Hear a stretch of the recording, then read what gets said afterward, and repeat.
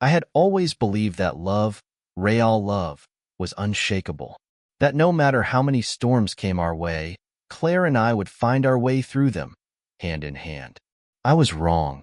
That evening was like any other.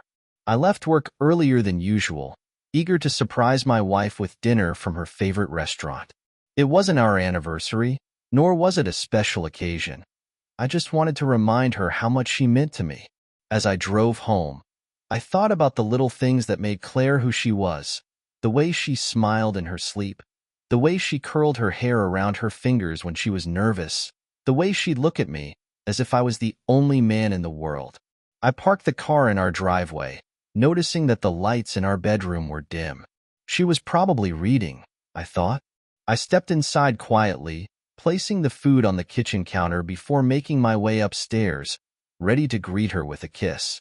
But when I opened the door, the world as I knew it came crashing down. There she was, Claire, my wife, my best friend, the woman I had pledged my life to, tangled in bedsheets with a man who wasn't me. Their bodies froze as my presence filled the room. The scent of sweat and perfume hung thick in the air. For a moment, silence swallowed everything. My mind refused to process what my eyes had already seen. My heart pounded so loudly in my chest that I could hear it in my ears. Claire gasped, her face draining of color as she scrambled to pull the covers over herself. The man beside her, some stranger, stared at me, wide-eyed, frozen in place like a deer caught in headlights. "Ethan," Claire's voice cracked, her hands trembling as she reached for me. I took a step back. "No," I whispered, shaking my head. "No, tell me I'm not seeing this. Tell me this isn't happening." Claire's lips quivered, but no words came. She had nothing, no lie, no excuse that could erase what I had just witnessed. And then, without me even asking, the truth began to spill from her mouth like a confession she had been holding in for years. "Ethan, I'm so sorry," she sobbed. "It was just a mistake. I didn't mean for you to find out this way." "Find out what, Claire?" My voice was unrecognizable, hollow, and sharp. Tears streamed down her face as she clutched the sheets against her chest.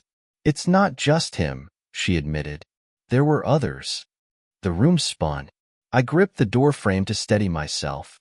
"What do you mean, others?" I asked, my voice barely above a whisper. She looked down, unable to meet my gaze.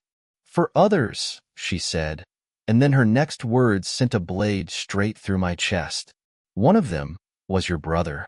I couldn't breathe. It felt like someone had punched all the air out of my lungs. My own brother? The person I had trusted more than anyone? The weight of betrayal pressed against my ribs, suffocating me.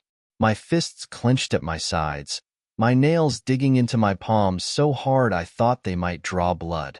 "You're telling me," I said, my voice deadly calm, "that you slept with 5 different men, including my own brother, and I'm just supposed to stand here and listen to you cry about it?" Claire shook her head violently. "No, Ethan, you don't understand. None of them meant anything. I swear. You're the only man I've ever truly loved." I let out a hollow laugh, the sound of it bitter and sharp. "You love me?" I repeated, my voice laced with disbelief. "You love me, but you slept with 5 different men for fun?" Her sobs grew louder. "I was stupid, reckless. I didn't think it would ever come to this." She reached for me again, her fingers brushing against mine, but I jerked away like her touch burned me. "How long?" I asked.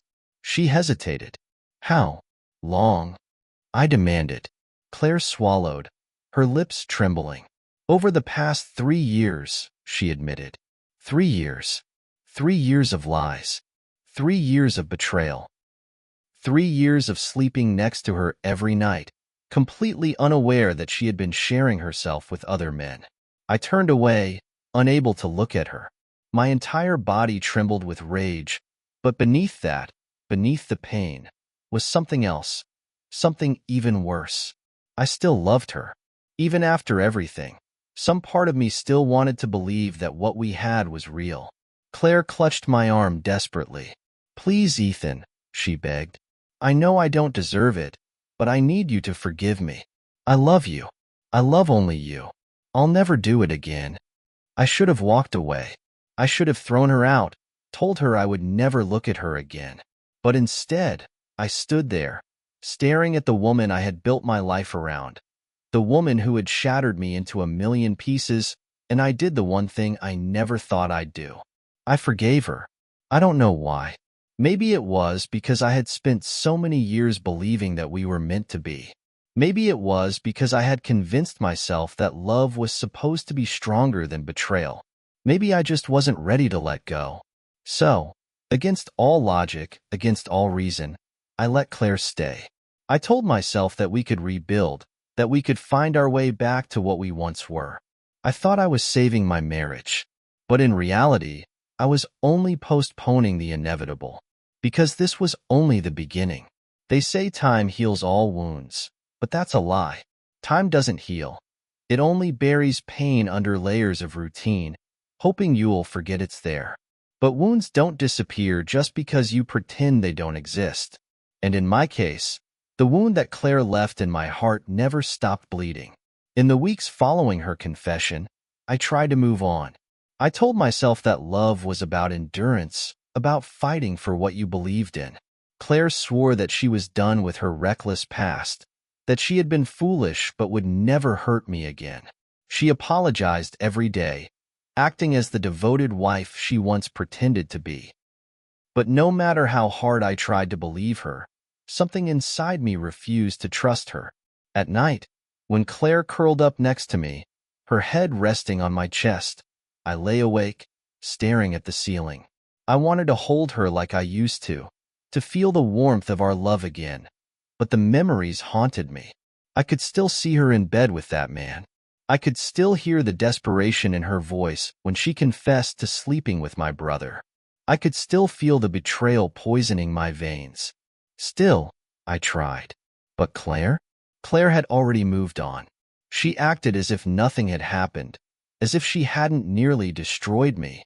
Whenever I brought up the past, she'd roll her eyes and say, "Ethan, we agreed to leave that behind us. Do you want to live in the past forever?" As if my pain was an inconvenience. As if my trust was something that could be rebuilt with a simple apology. And that's when I started noticing the signs. It started small, Claire being on her phone more than usual, turning the screen away from me when I walked by. She'd take her calls in the other room, lowering her voice whenever I was near. She started going out more, claiming she needed space, or that she was meeting up with friends. I told myself I was overthinking it, that I was just paranoid because of what had happened. But paranoia has a way of turning into reality. One night, Claire was in the bathroom, taking what had to be the longest shower of her life. I was sitting on the bed, staring blankly at the television when her phone buzzed beside me. I glanced at it, just a reflex. But what I saw made my stomach twist. A text from someone named Brandon. "Miss you already, baby. Can't stop thinking about earlier. Can't wait for the next time." I felt the blood drain from my face. My hands trembled as I picked up the phone, my heart slamming against my ribs. No, no, no, no. I had forgiven her. She swore she would never do this again. The shower turned off. Claire hummed softly as she dried herself, completely unaware that I was standing in the middle of the room, gripping her phone so tightly my knuckles turned white. I didn't confront her immediately. I needed more. Over the next few days, I watched her, studied her, and the more I observed, the more the truth unraveled before me like a sick joke. She wasn't even trying to hide it this time. She'd glance at her phone and smirk. She'd step outside for fresh air and come back smiling. At night, when she thought I was asleep, she'd slip out of bed and whisper into her phone, giggling like a teenage girl with a crush. It was happening again, and this time, I had proof. One night, when Claire thought I had gone to bed early, I crept downstairs, my footsteps light against the hardwood floor. I found her standing in the dim glow of the kitchen, phone pressed against her ear. Then I heard it. I can't wait to see you again, she whispered, her voice dripping with affection. You always know how to make me feel good. Silence. Then a soft chuckle. No, Ethan doesn't suspect anything. He's too trusting. That's what I love about him. A sharp pain shot through my chest, a mix of rage and heartbreak clawing at my insides. I felt sick. I stepped forward. Who are you talking to? Claire froze. Her entire body went rigid as she turned to face me, phone still in hand. Ethan, she gasped, eyes wide. I was just... I snatched the phone from her grasp, my blood boiling. She lunged for it, but I held it out of reach. I glanced at the screen. Brandon had already hung up. I looked at her, and for the first time in our marriage, I didn't see my wife. I saw a liar, a stranger. How long? I asked, my voice eerily calm. Claire's lip trembled. Ethan, please, how long? Tears welled in her eyes. A few weeks, she admitted, but I swear, it was just a mistake. I let out a bitter laugh. A mistake? My voice cracked. You said that last time, Claire. You swore to me that you'd never do this again. And now, here we are. She fell to her knees, grabbing my hands, sobbing. Please, Ethan, I love you. I don't know why I do these things. I'm broken, but I need you. I don't want to lose you. The sick thing? Some part of me still wanted to believe her. Some part of me still wanted to hold on to the idea that maybe, just maybe, she could change. I should have left her that night. I should have packed my bags and never looked back. But I didn't. Instead, I let the weakness in me win. I forgave her. Again. And in that moment, I became exactly what she believed me to be. A fool. A man too blind to see that some people aren't meant to be saved. A man can only break so many times before the pieces refuse to fit back together. I had spent months trying to piece my life back, convincing myself that love meant endurance, that forgiveness could fix anything. I told myself Claire was just lost, that she could change, that maybe, deep down, she still loved me. But love doesn't make you a fool. And that's exactly what I had become. It happened on a Sunday afternoon. Claire had been acting strange all morning, giggling at her phone, whispering in the corner like a high school girl with a crush. I was in the kitchen, pretending not to notice, stirring a cup of coffee I had long lost the desire to drink. Then the laughter started. It drifted in from the living room, light and careless. I had heard Claire laugh like that before, back when she actually loved me, or at least when I thought she did. I stepped closer, my body moving on its own. The moment I turned the corner, I saw her, curled up on the couch, her phone pressed to her ear. She was completely at ease, oblivious to my presence. Oh, don't worry about Ethan, she said, her voice dripping with amusement. He's never going to leave. He's too weak for that. My stomach clenched. I mean, I could cheat on him 100 times, and he'd still take me back. It's pathetic. Honestly, I don't even know why he tries so hard. Maybe he just likes being humiliated. A sharp, burning sensation spread through my chest. My breath caught in my throat, but I didn't make a sound. No, I don't love him, she continued with a laugh. Not like that. He's just comfortable, safe. And, let's be real, who else would put up with me the way he does? Something inside me shattered. I had spent sleepless nights wondering what I had done wrong. I had cried in silence, torn myself apart trying to be better. I had fought for our marriage, for our future. And this was what she thought of me? Weak, pathetic. A man so desperate for love that he'd swallow his pride and pretend the pain didn't exist. Claire kept talking, unaware that I was standing just a few feet away, drowning in the realization that the woman I had once adored never truly loved me. She never would. A slow numbness crept over me. The love I had clung to for so long, the hope that kept me fighting, died in that moment. I was done, but I didn't let her know that. Not yet. Instead, I stepped backward, quiet as a ghost, and returned to the kitchen. I sat at the table, staring at my coffee, watching the steam rise in delicate swirls. Claire thought I was weak. She thought I would always forgive her, always be waiting, always be desperate enough to let her walk all over me. She was wrong. This wasn't over. Not by a long shot. The moment I heard Claire's words, something inside me shifted. The blind love I had for her, the desperate hope that she would change, died in that instant. But instead of rage, I felt something colder, something more calculating. She thought I was weak. She thought I would always forgive her. She thought she could do whatever she wanted, and I would stay like a loyal dog, begging for scraps of her affection. She was wrong, but I didn't let her see that. That night, I kissed her goodnight like always. I held her in my arms, feeling the warmth of the woman who had betrayed me in every way possible. I smiled at her, pretended everything was fine, and in that moment, I made a promise to myself. I wouldn't just leave her. I would destroy her. The first step was gathering information. I needed to know every secret she had, every lie she had told, every sin she thought was buried. So I hired a private investigator, James Calloway, a man who specialized in uncovering dirt people thought would never see the light of day. When I first met with him, I expected to find out about more affairs. Maybe another man or two. I thought the worst I'd uncover was the depth of Claire's infidelity. I had no idea how much darker the truth would be. It took 2 weeks for Calloway to gather his first report, and when he handed me the folder, his expression was grim. "You sure you want to see this?" he asked. I took the file without hesitation. Inside were photos, documents, financial records, evidence that went far beyond cheating. Claire wasn't just betraying me in our marriage. She was robbing me blind. There were hidden bank accounts under her name, all funded by money she had siphoned from our joint accounts. Withdrawals I never authorized, investments I never made. She had been funneling money out for over a year, moving it into accounts I had no access to. And that wasn't even the worst of it.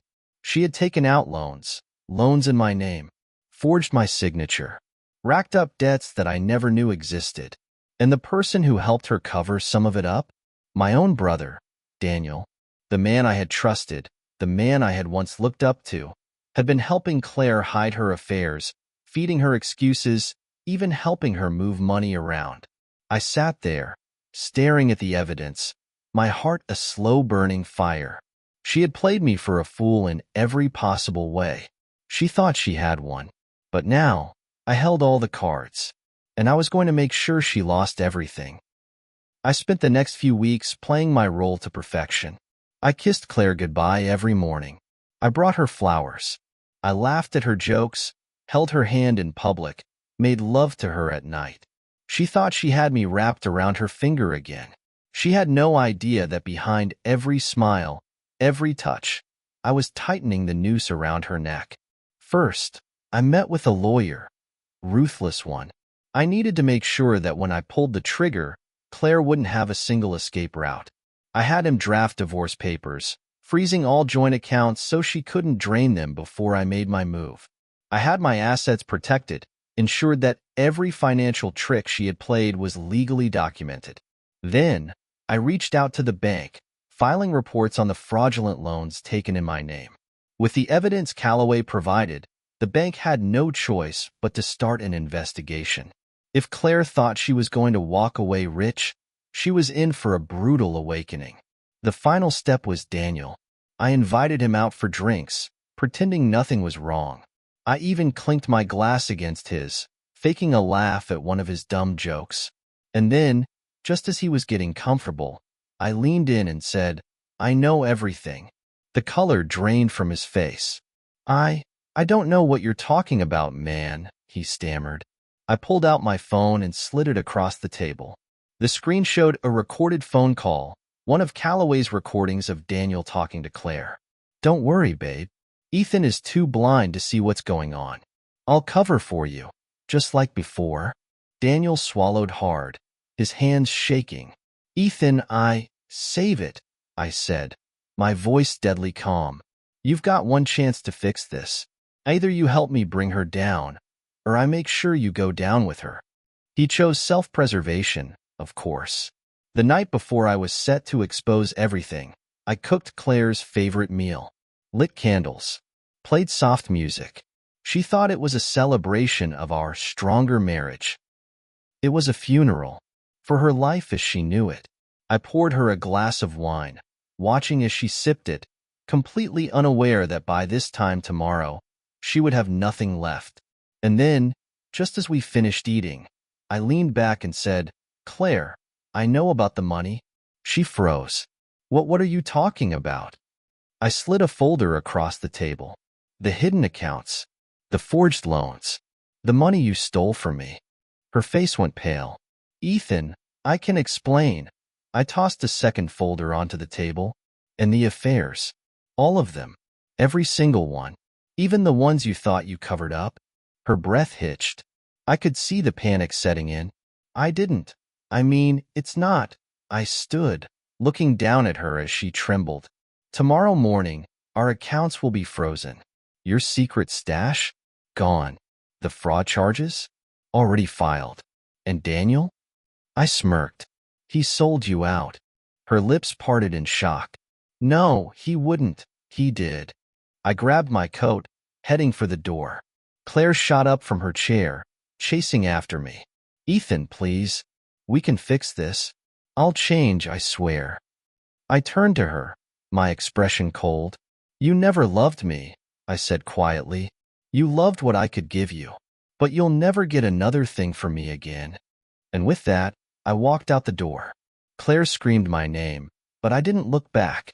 By morning, she would wake up to a nightmare, one of her own making.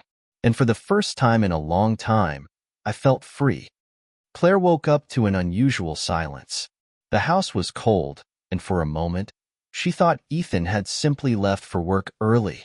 She reached for her phone, half expecting a good morning text from one of her lovers. But instead of notifications, she was greeted by something she hadn't expected. Her banking app refused to load. A red error message flashed on her screen. "Account frozen. Please contact your bank." Her stomach tightened. Frowning, she sat up and tried again, only to be met with the same message. Claire quickly flipped to her credit card app and checked her balance. The numbers staring back at her sent a shiver down her spine. $0 available balance, she blinked. That had to be a mistake. With growing panic, she grabbed her wallet and rushed downstairs. She needed to call the bank. Maybe this was some kind of system glitch. Maybe Ethan. Her thoughts halted the second she saw the envelope taped to the front door. Her breath caught in her throat. The words printed in bold, unforgiving letters made her heart pound violently. Final eviction. Notice. Her legs nearly gave out beneath her. This wasn't happening. This had to be a mistake. Her hands shook as she tore open the envelope, scanning the legal jargon. Her name was on it. The house, their house, was no longer hers. Everything had been pulled out from under her. She grabbed her phone, her fingers trembling as she dialed Ethan. Straight to voicemail. She called again. Voicemail. Again. Voicemail. She let out a frustrated scream and threw her phone onto the couch. "What the hell is happening?" she muttered, pacing the living room. And then, like a dam breaking, it hit her. Ethan. He knew. She stumbled backward, her knees hitting the coffee table. No, he couldn't have known about the accounts. He couldn't have known about the fraud. But deep down, she knew the truth. He had known all along, and he had set her up to fall.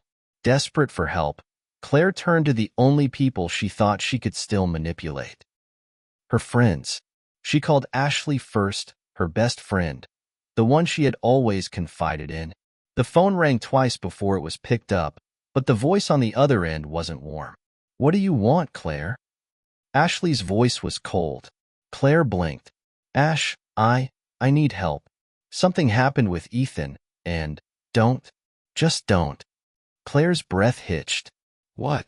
You really thought no one would find out?" Ashley snapped. "You slept with my husband, Claire. My husband.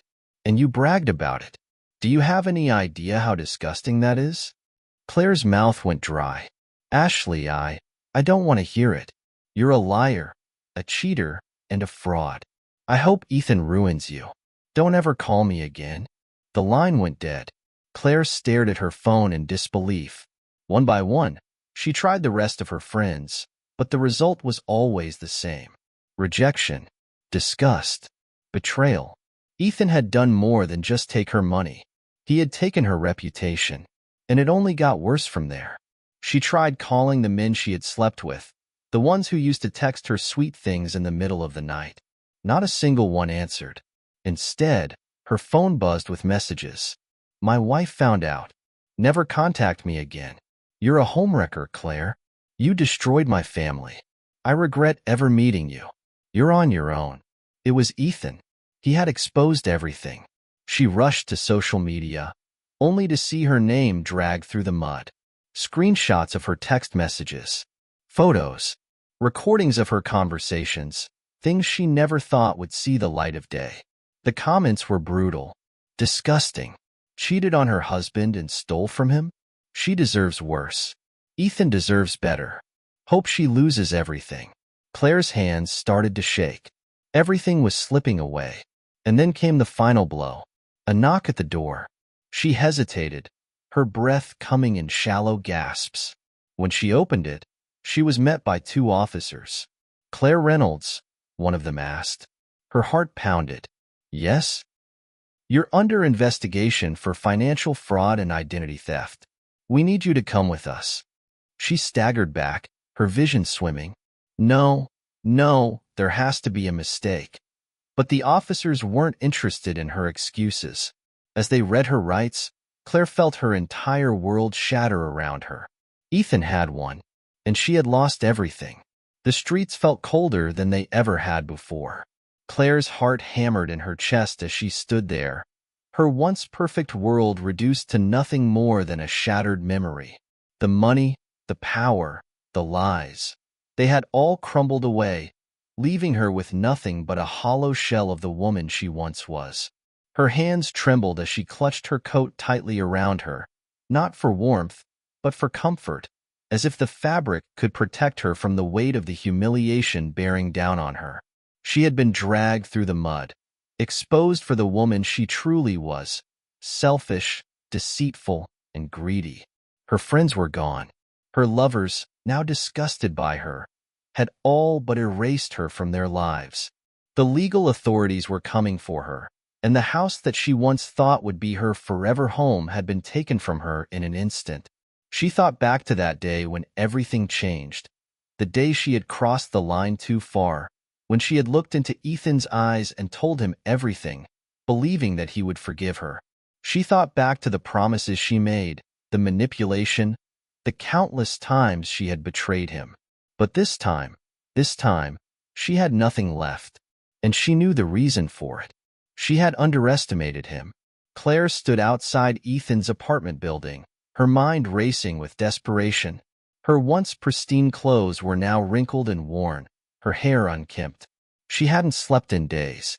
The stress of it all had left her looking older than she really was. This was her last chance, her last hope to fix what she had broken. She had to face him one more time. Her hands shook as she approached the entrance, her mind replaying every mistake she had ever made, every lie she had told, every betrayal she had committed. Her stomach churned. She rang the doorbell, a soft, uncertain sound that echoed through the hall. Seconds later, the door opened. Ethan stood there, but this time, he wasn't the same man she had known. His eyes, once full of love, were now cold and unfeeling, as if the man she had loved was gone forever. "Ethan," she whispered, barely able to speak. "Please. I'm sorry. I never meant for it to go this far. I was wrong. I made a terrible mistake. Please, give me another chance. I'll do anything. I'll change. I promise.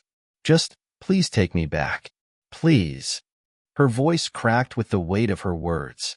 She stepped forward, hoping for some sign of the man she had once known, the man who had loved her. But Ethan didn't move. His gaze was unwavering as he looked at her, and the silence between them was suffocating. "You're pathetic," he finally said, his voice low and emotionless. Claire's heart stopped. You really thought you could have it all, didn't you? Ethan continued, his eyes locked on hers, his expression unmoving. You cheated on me with countless men, betrayed my trust, stole from me, and used me for your own selfish desires. And yet, you think you can just walk back into my life and make everything okay? You think I'll just forgive you again? For what, Claire? So you can break me all over again? Claire's face flushed with shame. Ethan, please, I forgave you twice, Claire, he said coldly, his voice cutting through her like a blade. But you mistook my kindness for weakness. You thought I was a fool, that I would keep forgiving you because that's what a good husband does. Well, you're wrong. You can't have forgiveness without earning it. You can't destroy everything I built and expect me to just move on. There's a price to pay for betrayal, Claire, and now you're paying it.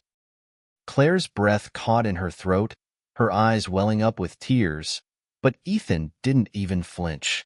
He took a step back, slowly closing the door. No, please, she cried, panic rising in her voice. Ethan, I need you.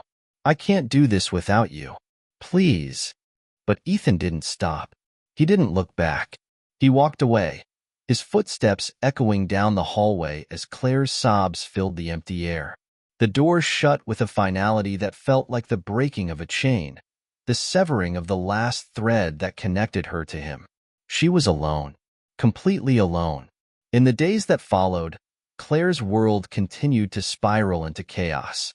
The authorities, now fully aware of the extent of her financial crimes, had launched a full investigation. Her name was dragged through the courts, the media, and the court of public opinion. Her family, once so proud of her, now disowned her. Her friends were gone, unable to even look her in the eye. Her lovers, now repulsed by her, had no place for her in their lives. And yet, through it all, there was one truth that remained unshakable. Ethan had been right. Forgiveness, when it's given too easily, becomes meaningless. She had mistaken his kindness for weakness, but he had shown her that some things could never be fixed. Some betrayals were too deep to heal. Claire was left with the consequences of her own choices, alone, broken, and without anyone to blame but herself. As for Ethan, he moved on with his life, stronger, wiser, and free from the weight of the lies Claire had bound him with. And though his heart had once ached with love for her, now he knew the truth. Forgiveness was a gift, but some people didn't deserve it. And in the end, Claire's price for betrayal was far greater than she ever could have imagined. If you found this story compelling, don't forget to like, share, and subscribe for more gripping tales of love, betrayal, and revenge. Your thoughts and feedback mean the world to us. Drop a comment below and let us know what you think. Until next time, stay strong, stay wise, and remember, some lessons are learned the hard way. See you in the next story.